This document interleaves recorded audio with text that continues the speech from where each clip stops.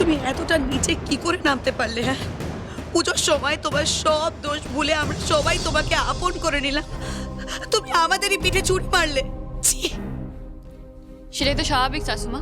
কুকুরের লেজ যেরকম কখনো সোজা হয় না, সেরকম প্যাচাল পিসে মশাই প্যাচও না কোনোদিনও ছাড়বে না। বাবা বাবা, আমি আপনাকে হাত জোর করে বলছি, আমাকে বাঁচান, না হলে ওরা আমাকে মেরে ফেলবে। ওদের বোঝান বাবা, প্লিজ ওদের বোঝান। কি বোঝাবো প্রসূন? আর বোঝালেই বা ওরা শুনবে কেন? তুমি শুনেছিলে বাড়ির প্রত্যেকটা মানুষ তোমাকে একটা সুযোগ দিতে চেয়েছিল নিজেকে পরিবর্তন করার। করেছিলে তুমি?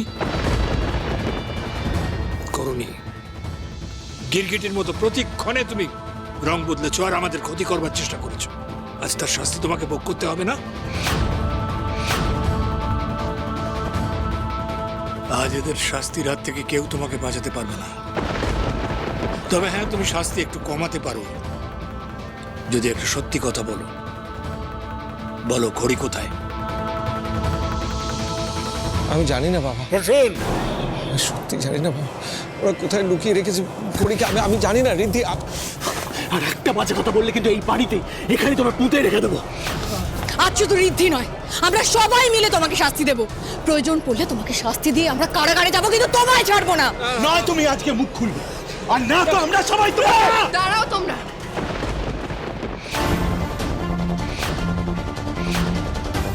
মামি, থামালে কেন তুমি?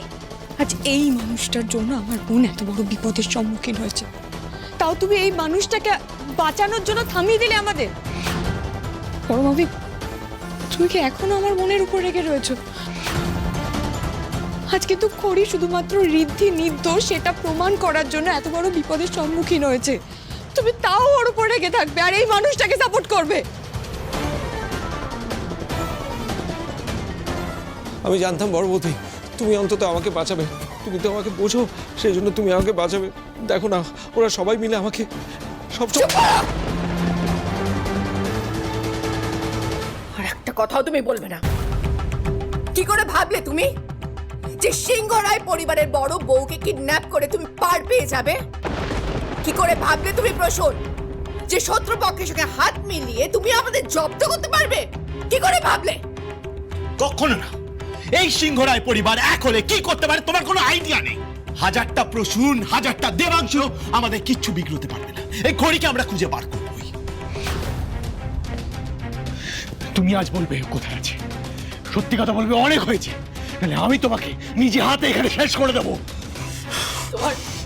তোমার এত সাহস বেড়েছে প্রসূন, তুমি আমার বাবার গায়ে হাত তুলেছো, খড়ির মতো একটা মেয়েকে কিডন্যাপ করিয়েছো। লজ্জা করে না তোমার? এতগুলো বছর ধরে এই পরিবারের প্রত্যেকটা মানুষের ক্ষতি করে চলেছো।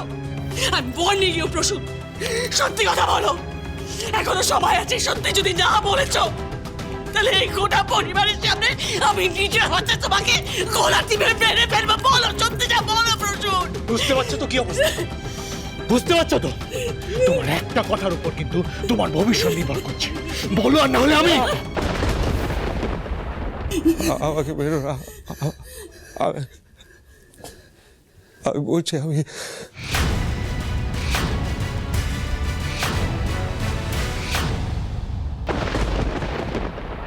আপনি আমাকে এখানে কেন নিয়ে এসেছেন? কি চাই আপনার? খুব বেশি কিছু নয়, আবার অসম্ভব নয়। দেখো দেখো খড়ি, যে কাজটা এতগুলো বছর ধরে তোমার জেঠু আমায় করে দেয়নি, সেই কাজটা এবার তোমায় করে দিতে হবে। তাই তো এত খাতির করে তোমাকে এখানে নিয়ে আসা। মানে কি কাজ? সিংহরায় পরিবারের সেই অষ্টধাতুর মূর্তি মনে আছে, যেটা নিয়ে আমি ব্যবসা করতে চেয়েছিলাম? আজ সেই অষ্টধাতুর মূর্তির রেপ্লিকা তোমায় তৈরি করে দিতে হবে। ব্যাস, তাহলেই তোমার ছুটি। অসম্ভব। যে কাজ আমার জেঠু এত বছরে করেনি, সেই মানুষটার শিক্ষায় শিক্ষিত হয়ে আপনি ভাবলেন কি করে আপনার এক কথায় আমি সেই কাজটা করার জন্য রাজি হয়ে যাব? আমি কোনোদিনও কোনো অন্যায়কে প্রশ্রয় দিইনি দেবাংশ সিংহরায়, আজও দেব না, আর আপনাকেও অন্যায় করতে দেব না। আর আমার আপনজনের ঐতিহ্য, তাদের ঈশ্বর নিয়ে আমি আপনাকে ব্যবসা করতে দেব না। ভুলে যেও না করি, তুমি কিন্তু এখন আমার কাছে বন্দী। আমি চাইলেই কিন্তু তোমাকে প্রাণে শেষ করে দিতে পারি। পারবেন না। খড়ি আর ঋদ্ধিমান বাবুর গাঁট ছড়ার জোর সম্পর্কে আপনার কোনো ধারণাই নেই দেবাংশু সিংহ রায়। আমি যেমন ঋদ্ধিমান বাবু আর সিংহ রায় পরিবারের জন্য সব কিছু করতে পারি, তেমন সিংহ রায় পরিবার আর ঋদ্ধিমান বাবু কিন্তু আমার জন্য সব সীমা অতিক্রম করতে পারে। আপনি তৈরি থাকুন, আপনার শেষ এলো বলে। আর মাত্র কিছুক্ষণের অপেক্ষা দেবাংশু সিংহ রায়। মেজদা মানে মিস্টার ডিয়ের অনেকগুলো ঠেক আছে, কিন্তু কোথায় ওরা খড়িকে লুকিয়ে রেখেছে আমি সত্যি জানি না। উনি কখনো আমাদের ঠিকানা বলতেন না। তবে হ্যাঁ,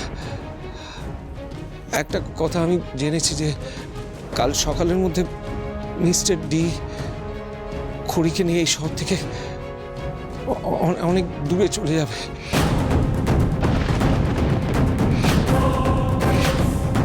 কোথায় যাবে আমি জানি না। আমি এত বড় শহরে খড়ি কোথায় আছে সেটা আমরা কি করে খুঁজে বের করব? আর আমাদের হাতে তো সময়ও কম। একটা উপায় আছে।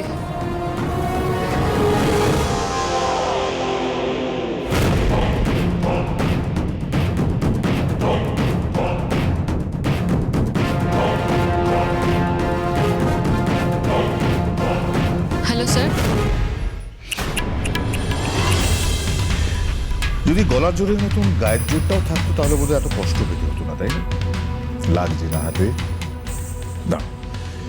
কিরে, কে আছিস? এদিকে আয়, এদিকে এদিকে এদিকে। খোল, হাতটা খোল, হাতটা খোল। আর ওই মূর্তি তৈরি করার যা যা সরঞ্জাম আছে ওগুলো এসে দিয়ে যা। শোনো করি, তাড়াহুড়ো করতে হবে না, তুমি কাজটা মন দিয়ে করো, নিখুঁত যেন হয় কাজটা, এইটুকুই দেখো, তাহলেই হবে। কেমন? লেগে পড়ো। আমি কোনো কাজ করব না।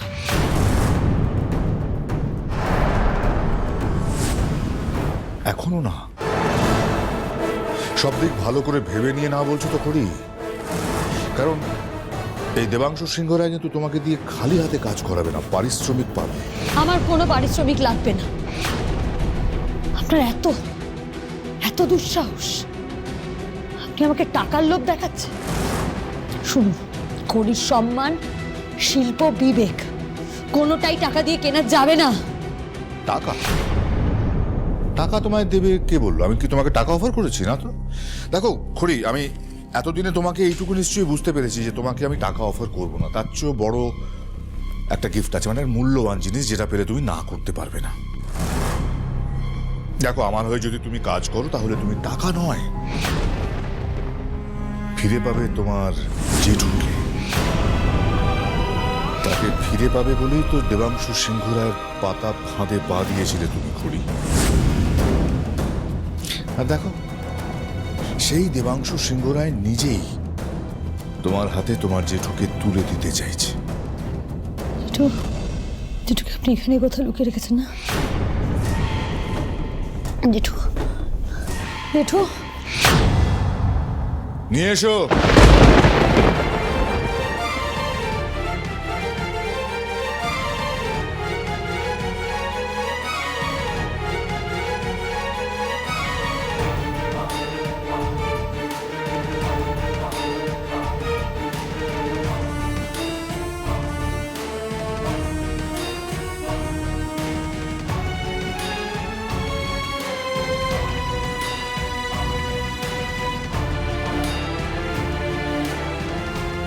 খড়িমা,